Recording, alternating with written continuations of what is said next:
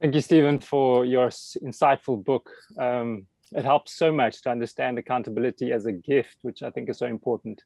All too often in our understanding of spirituality, we think of the process of becoming the self as an autonomous act. So the corrective which firmly situates spirituality in the context of relationality is such an important one.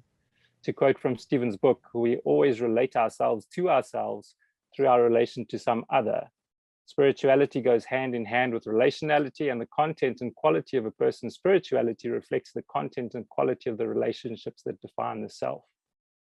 Now, it's specifically the holistic nature of the relationships that define the self that I would like to briefly probe, anchored in the pivotal role that the imagination in particular plays in human being and Christian becoming.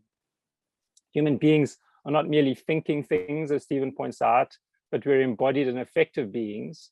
And it's the totality of who we are that enters into relationships which define the self. Our passions drive us, and our sensory experience of the world informs our thought life in profound ways, as the emerging field of embodied cognition is showing. Stephen mentions Kierkegaard's conviction that the decline of faith in modern intellectuals is not due to the rise of some scientific knowledge or the lack of evidence, but impoverished capacities.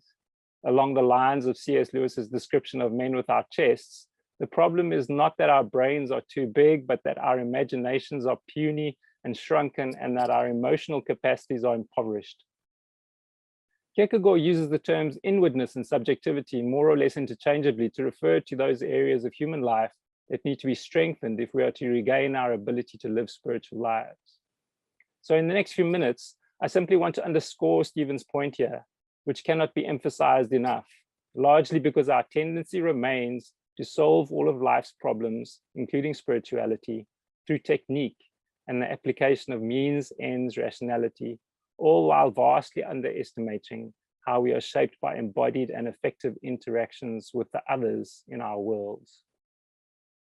Kierkegaard grappled with this holistic understanding of spirituality, and I think that's why he has such an important contribution to make to us, and the vital role that the imagination and the passions play in the process of becoming human.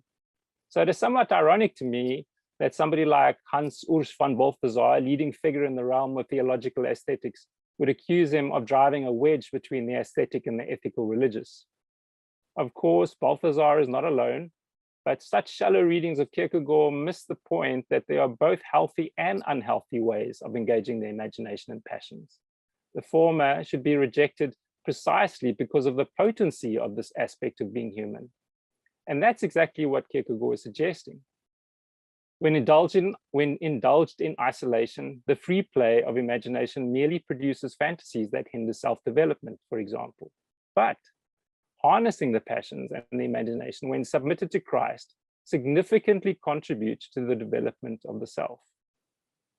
This is exactly why Kierkegaard embraces the role of self-proclaimed poet communicator. Using pseudonyms, parables, and indirect communication, he sought to provoke a subjective response, and it is also why we need to be careful of trying to distill his work into neat propositional expositions. Kierkegaard's concern is not a theological treatise, but the art of living. And the key to the art of living is the imagination. To some, it may seem strange to talk about the imagination as core to being human and becoming Christian. This is a reflection of how we have limited our discussion of the imagination to children's games and the fantastical, disconnected from everyday life. But the imagination is a powerful human faculty that allows us to envision that which is not currently present. It means that we can create solutions, design strategies, picture possibilities that don't exist. But perhaps even more significantly, at its best, it is not disconnected from reality, but offers a lens or narrative through which we make meaning of the actuality within which we find ourselves. It's a way of seeing, creating paradigms within which we make sense of the details of our days. On encountering the same set of sensory stimuli, one person may make meaning out of that different to another. One may see an action as racially motivated, another not. Or someone may see an act of as an act of patriotism, while another perceives it as toxic nationalism. We always see as, based on the worlds that we imaginatively create in relationship to others. This is why Kierkegaard describes the imagination as the capacity for all capacities.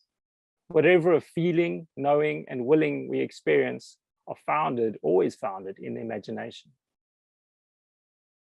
If at its best, the imagination functions as a bridge between actuality and possibility, at its worst, it is severed from reality, enabling the creation of fantastical identities and worlds. In Kierkegaard's context, German Romanticism encouraged what they termed living poetically, the creation of self through the exploration of infinite possibility. The end result, however, is not the discovery or creation of self, but the despair of possibility and infinitude. The invented self is simply a hollow facade, lost amidst abstraction, disconnected from actuality. It is the consequence of making the imagination absolute, the aesthetic an end in itself, aestheticism that negates actuality, as Sylvia Walsh describes it, aestheticism that negates actuality. Nearly 30 years ago now, Walsh wrote her insightful book, Living Poetically. And in the epilogue, she suggested that Kierkegaard's critique of romantic creation of self was more relevant than ever at the time of writing. I would suggest that it has only become more relevant since Walsh wrote that. We live in a society where social media facilitates the imaginative generation of invented personas and pseudo-realities. Facebook and Instagram identities are too easily disconnected from actuality. But the key point here is, as Stephen reminds us, is that the self we are becoming is shaped by an ideal self that is a function of a relationship to something outside the self, something that is other. No finite human is capable of inventing a self out of nothing. Imagination does not create a self in isolation, but in the image of some criterion, whether real or imagined. Algorithms managing our interaction with online media are designed to serve the self, feeding the construction of the pseudo-reality, captivating the passions through visceral encounters on YouTube or sensationalist fake news, for instance. We live in a world of echo chambers and the church is not immune. Contemporary expressions of Christendom are as susceptible to idolatry as ever, whether that be under the guise of nationalism, celebrity, or another form. The imagination will play a role in the creation of meaning, in self-development.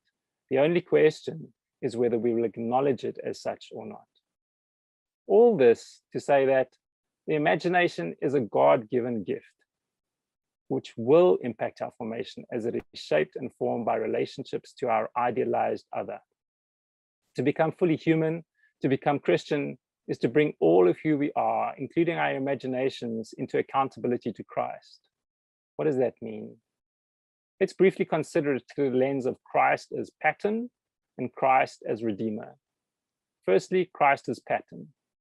And true to the spirit of Kierkegaard, I invite you to take a moment to allow your imaginations to be provoked with some of the linguistic images that Kierkegaard is working with.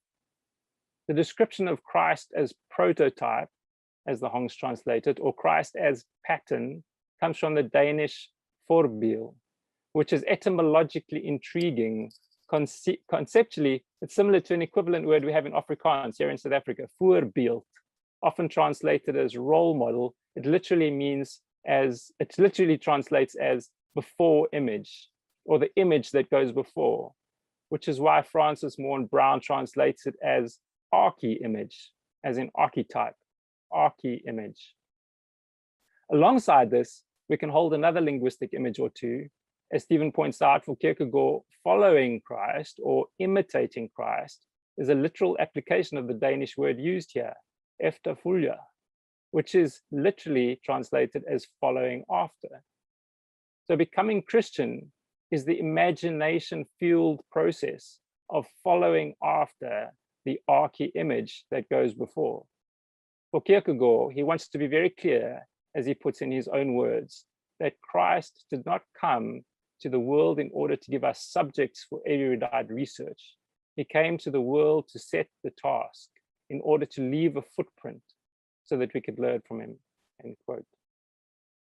The Danish word for footprint here is voetspoor, related to the word spoor, as in tracking the spoor of an animal.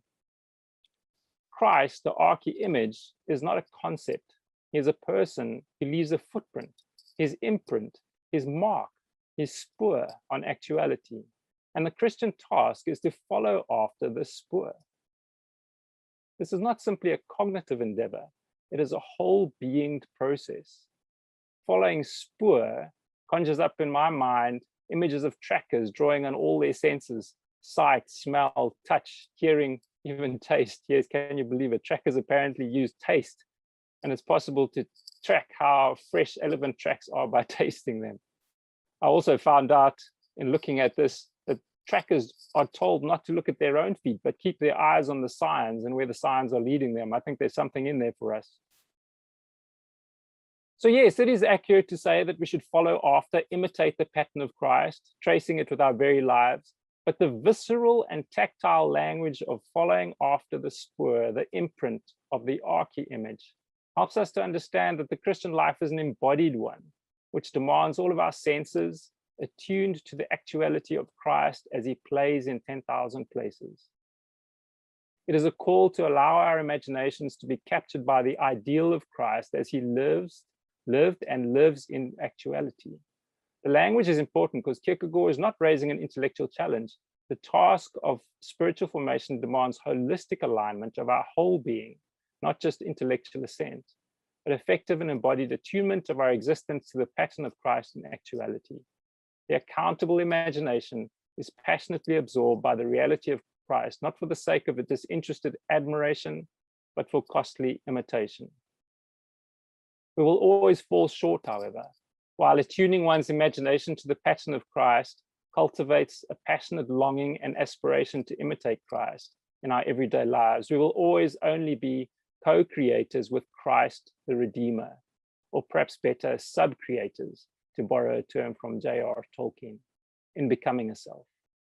While Kierkegaard is critical of the role of the imagination that it plays in romantic poetic living, resulting in the fantastical creation of the self, he affirms a Christian mode of poetic living.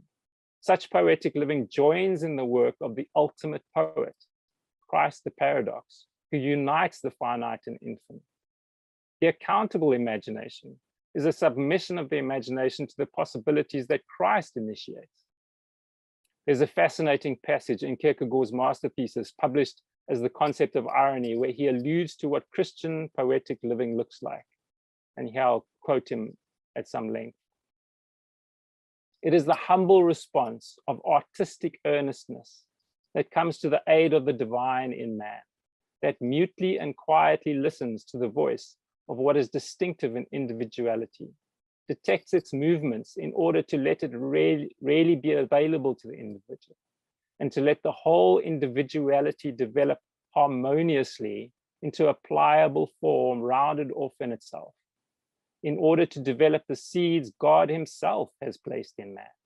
Here, in fact, the Christian comes to the aid of God, becomes, so to speak, his co-worker in completing the good work God himself has begun, end quote.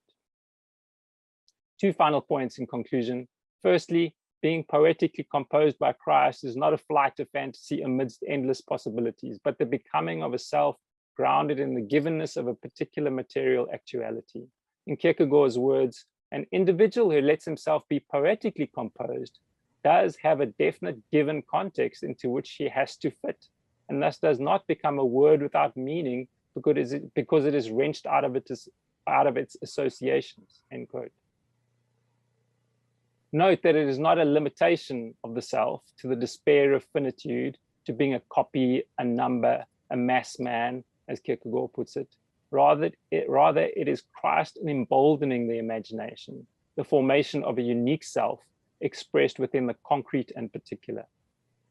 Secondly, and finally, as Stephen reminds us, this accountability to Christ is a good gift, the gift of being named, of discovering a vocation, of imagining a possibility, seeing ourselves as the fullness that God created each of us to be.